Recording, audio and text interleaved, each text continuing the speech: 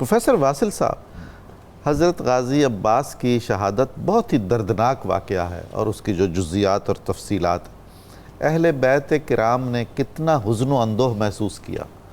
حضرت امام حسین علیہ السلام واقعتاً آپ نے جو ارشاد فرمایا نا کہ آپ نے فرمایا میری جیسے ریڑھ کی ہڈی ٹوٹ گئی ہو، کمر ٹوٹ گئی ہے۔ آپ کا مقبرہ کہاں ہے؟ آپ کے مزار پر انوار کے فیوز و برکات کیا ہیں؟ باب الحوائج کیوں ہیں؟ ارشاد کیجئے۔ ڈاکٹر صاحب، پہلے تو مجھے یاد آ رہی ہے ایک بات کہ غزوہ بدر میں حضرت عبیدہ بن حارث جس وقت ان کی ٹانگ کٹ گئی تھی، ان کو حضرت امیر حمزہ رضی اللہ تعالیٰ عنہ اور مولا علی شیر خدا رضی اللہ تعالیٰ عنہ دونوں نے اٹھا کے نبی کریم صلی اللہ علیہ وسلم کے پاس لٹایا تھا۔ انہوں نے اپنے آپ کو تھوڑا سا گھسیٹ کے اور حضور کے قریب کیا، فَوَضَعَ خَدَّهُ عَلَىٰ قَدَمِهِ الشَّرِيفِ، اور اپنے گال حضور کے قدم مبارک پہ رکھ دیے، اور اس وقت انہوں نے اپنی زبان سے ایک جملہ کہا تھا، لَوْ رَآنِي أَبُو طالب لَعَلِمَ أَنِّي أَحَقُّ بِقَوْلِهِ، اگر آج مجھے ابو طالب اس حال میں دیکھ لیتے تو وہ جان جاتے کہ جو انہوں نے کہا تھا حق میں ادا کر کے جا رہا ہوں۔ پھر وہ شعر پڑھے جو جناب ابو طالب نے پڑھے ہوئے تھے، کذبتم و بیت اللہ نبذ محمد ولما نطائن حولہ وننازل ونسلمہ حتی نسرع حولہ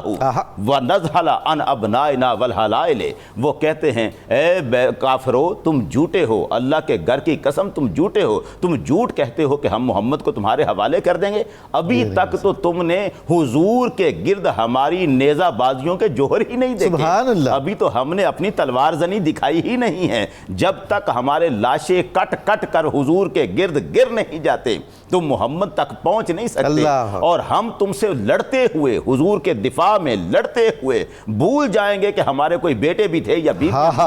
ایسے لڑیں گے۔ وہ جو جناب ابو طالب نے وہاں ارشاد فرمایا اور عبیدہ بن حارث نے سرکار کے قدم پر اپنا گال رکھ کر کہا تھا، حضرت عباس علیہ السلام اس کی عملی تفسیر آج بن کے کھڑے ہیں فرزند رسول کے لیے۔ کمال بات آپ نے ارشاد فرمائی، اور اس سے ایک بات ذہن میں آئی کہ اگر ہم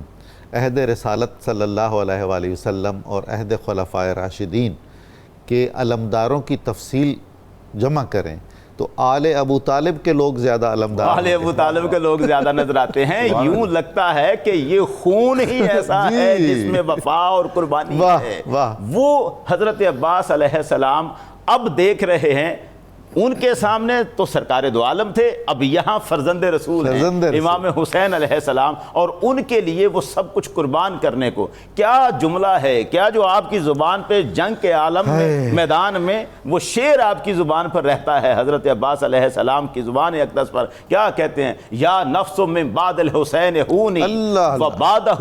لا کنت ان تکونی، حسین کے بعد تیرا جینا کیا جینا ہے، کیا زندگی ہے جو حسین کے بعد رہے۔ اب جب گھوڑے سے گرتے ہیں، یہاں ایک بڑا عجیب سا تخیل ہے، اور یہ ڈاکٹر صاحب ہلا کے رکھ دیتا ہے۔ کوئی بندہ بھی ہو جب وہ گرتا ہے، اخیر لمحوں پر گرتا ہے تو اپنے بازوؤں کا سہارا ضرور لیتا ہے، لیکن جب حضرت عباس علیہ السلام گرے ہیں وہ کیا لمحہ تھا کہ اب ان کے بازو بھی نہیں ہیں۔ یہ بالکل ایسا ہی معاملہ ہوا ہے جیسے حضرت جعفر طیار اللہ تعالیٰ عنہ، وہاں بھی بازو کٹے اور یہاں بھی وہی بازو قلم ہوئے ہیں، ان کو بھی وہی بازوؤں کی جگہ پر ہی ملنے والے ہیں۔ یہ حضرت عباس علیہ السلام جب جس وقت گرتے ہیں زمین پر تو آپ کی زبان پر جو لفظ جاری ہیں، ادرکنی ابا عبداللہ، اور یہ وہ لفظ ہیں جنہوں نے یوں سمجھے کہ کلیجہ چیر دیا ہے، اور دوڑ کے امام حسین علیہ السلام،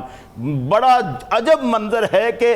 یہ جملہ جب سنا ہے نا امام حسین علیہ السلام نے، انہوں نے یہ فرمایا،